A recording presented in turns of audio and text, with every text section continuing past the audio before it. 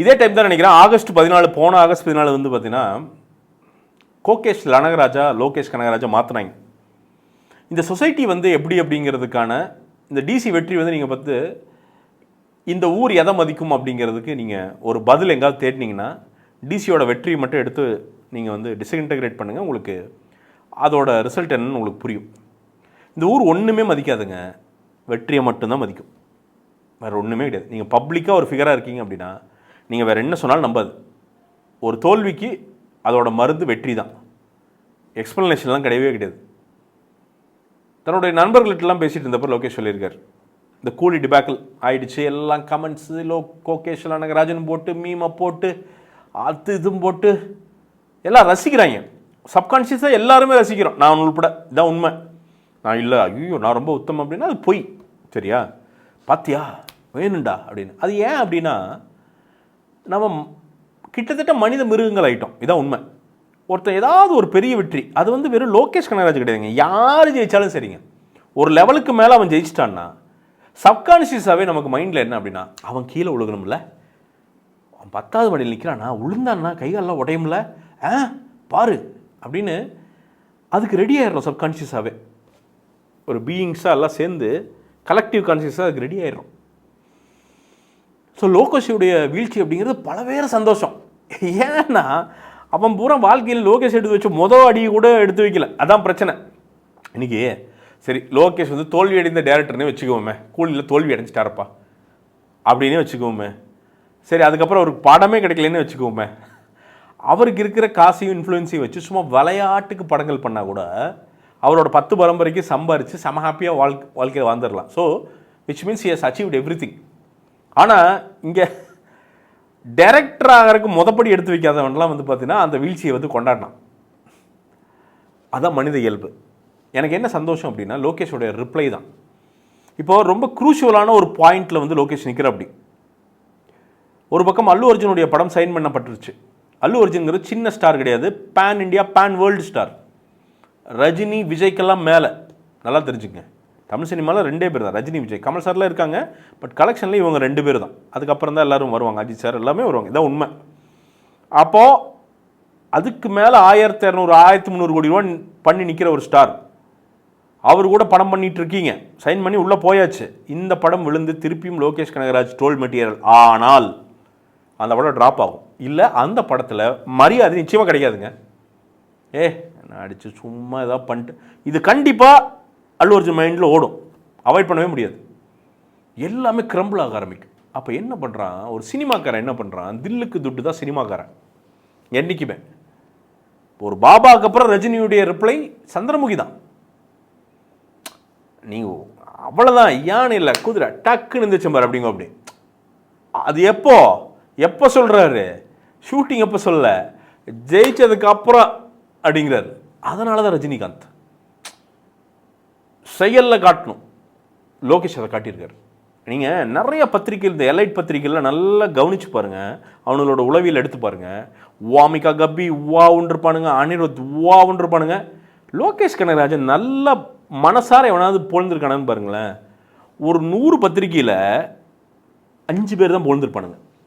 அது ஏன்னா அந்த எலைட்லி லோகேஷ் கிடையாது, அவனுங்க ஏற்றுக்கவே மாட்டானுங்க. அதான் உண்மை. அவன் தனக்குள்ளே ஒருத்தனா ஏற்றுக்கவே மாட்டானுங்க. ஏன்னா அவன் கிணத்துக்கூட பையன். ஆனால் இந்த படத்தை எடுத்து நியாயமாக பாருங்கள், இந்த மொத்த படத்தையும் தன்னோட ஷோல்டரில் தூக்கிட்டு போனது லோகேஷ் தான். ஆமாம், அனிருத்துடைய இசை எக்ஸப்ஷனல். யாருக்கு பண்ணார், யாருக்காக பண்ணார்? லோகேஷ் காண்டி, அந்த ஃப்ரெண்ட்ஷிப் காண்டி. வாமிகா கப்பி ஏன் அவ்வளோ கம்ஃபர்டபுளாக நடித்தாங்க? லோகேஷ் கொடுத்த இடம். நான் ஹீரோ, நான் இன்னும் 2 வெட்டுவேன்னா ஒன்றும் சொல்லியிருக்க முடியாது. அங்கே அருமாதேஸ்வரன் ஒன்றும் சொல்லியிருக்க முடியாது. மிகப்பெரிய டைரக்டர் அருண் கம்பேர் பண்ணால் லோகேஷ் ஒன்றும் சொல்லியிருக்க முடியாது. அதெல்லாம் பண்ணல. படம் நல்லா வரணும். அருணுடைய மைனஸை பூரா லோகேஷ் நிரப்பியிருப்பார், லோகேஷோட மைனஸை பூரா அனிருத் நிரப்பியிருப்பார். இவங்க எல்லாத்தோடைய மைனஸை வாமிகா நிரப்பியிருக்கும், சஞ்சனா நிரப்பியிருப்பாங்க. இப்படி ஒரு டீம் ஒர்க்காக பண்ணதுக்கு ஒரு மெயின் காரணம் லோகேஷோடைய ஆட்டிடியூட். அதான் உண்மை. ஆனால் அது யாரும் பேச மாட்டோம். பட் இன்றைக்கி படம் வந்து எல்லா விதத்துலேயும் சன் பிக்சர்ஸ்க்கு வந்து ஒரு லாபகரமான ஒரு மிகப்பெரிய ஒரு படமாக வந்து நிற்குது. லோகேஷுடைய அடுத்த லெவல். இனி வந்து அவர் வந்து டைரக்ட் பண்ணலைன்னா ஜாலியாக வருஷத்துக்கு ஒரு தடவை ஹீரோவாக நடிச்சுட்டு போயிட்டே இருக்கலாம். DC2, DC3, DC4, DC5 நடிக்கலாம். நிச்சயமாக சொல்கிறேன், எல்லா டிசியும் ஹிட் ஆகும். அது பண்ண தெரியும் லோகேஷ்க்கு, நான் நிச்சயமாக சொல்கிறேன். அருண் மாதேஸ்வரனுக்கு எவ்வளோ தெரியுமோ அதை விட லோகேஷ்க்கு தெரியும். அண்ட் அருணுக்கும் கிரெடிட் தரணும். அவரும் வந்து பார்த்தீங்கன்னா தன்னுடைய குறைகள் எல்லாம் தீர்த்துட்டு ஒரு மாதிரி பக்காவாக ஒரு மாதிரி ஒரு கவித்துவமாக ஒரு ஒரு படத்தை வந்து கொடுத்துருக்காரு. இப்போது ஒரு கேள்வி கேட்பீங்க நீங்கள், டேய் என்னடா இதே என்னடா டாக்ஸிக்கு, என்னடா அதை வந்து திட்டுற இதை வந்து பாராட்டுற அப்படின்னு. கிடையாது. இதோட மாராலிட்டி எடுத்து பாருங்களேன். அவன் ரவுடிங்கிற அவன் ரவுடின்னு ஒத்துக்குவான். அவன் கடைசி வரைக்கும் எதுக்கு தெரியுமா தள்ளுவான்? ஒரு பையனுடைய படிப்புக்கு தான் அந்த காசு தேடிக்கிட்டே இருப்பான். அவன் அவங்க அம்மாவை கொண்டவனை திரும்பி கொண்டு போய் கொள்றதுக்கான ரிவெஞ்சாக தான் இருக்கும் அது. அதுதான் அவன் வந்து முதல்ல கொலையாளி ஆகிறதுக்கு காரணம். அவன் கஞ்சா அடிச்சுட்டு போயெல்லாம் யாரையும் கொண்டிருக்க மாட்டான். அம்மா ஒருத்தவங்க ஒத்திருக்கான், விடுவனடா உடனே அப்படின்ட்டு திருப்பி போய் அவன் கொலையாளியாக மாறி இருப்பான். அவன் கடைசி வரைக்கும் அவங்க அப்பா கிட்ட என்னை நீ திருத்தி இருக்கணும், என்னை நீ மாற்றிருக்கணும், உன்னால் மாற்றிருக்க முடியும், ஏன் பண்ணலைங்கிறது தான் கடைசி வரைக்கும் அவன் கேட்பான். அவன் நல்லா வளரணும்னு நினைக்கிற பையன், வழி தவறி போன ஒரு பையன் அப்படிங்கிறது தான். எந்த இடத்துலையும் பெண்களை இழிவாக காட்டியிருக்க மாட்டான். காட்சி பொருளாக எந்த இடத்துலையும் டைரக்டரும் காட்டல. எந்த இடத்துலையும் அந்த கேரக்டர் லோகேஷுடைய அந்த கேரக்டர் தாஸ் வந்து எந்த இடத்துலையும் பெண்களை ஒரு சிறு ஆபாசமாக கூட காட்டியிருக்காது, பார்க்காது, பேசியிருக்காது. புரியுதுங்களா? அதான் வன்முறைன்னா சும்மா துப்பாக்கி எடுக்கிறது மட்டும் வன்முறை கிடையாது. அதில் எண்ணம் என்ன, அதுக்குள்ளே இருக்கிற எண்ணம் என்ன. ஒரு இடத்துல கூட டிசியில் பெண்களையோ இந்த சமூக தரங்கட்டு காமிக்கணுங்கிற எண்ணம் எங்கேயுமே இருக்காது. இங்கே காவல்துறை அந்த சிஸ்டம் வந்து எவ்வளவு கரப்டாகி நிற்குது அப்படிங்கிறத எடுத்து முன்னாடி வச்சுருக்கான். அதனால தான் அந்த டிசியை பிடிச்சது.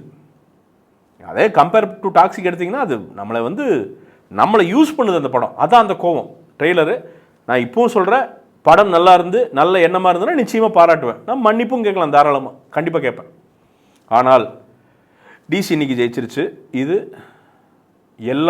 எல்லாரும் எப்படி கான்ட்ரிபியூட் பண்ணாங்களோ அதை விட 100 மடங்கு லோகேஷ் கான்ட்ரிபியூட் பண்ணியிருக்கார். Lokesh has arrived. இன்னும் ஒரு பெரிய படம் டைரக்டராக அவ்வளோதான், எல்லாம் வாயை முடிக்குவானுங்க. வாழ்க்கையில் என்னைக்காவது நீங்கள் தோத்துட்டேன் அப்படின்னு நினச்சா இதெல்லாம் பாடமாக எடுத்துக்கங்க.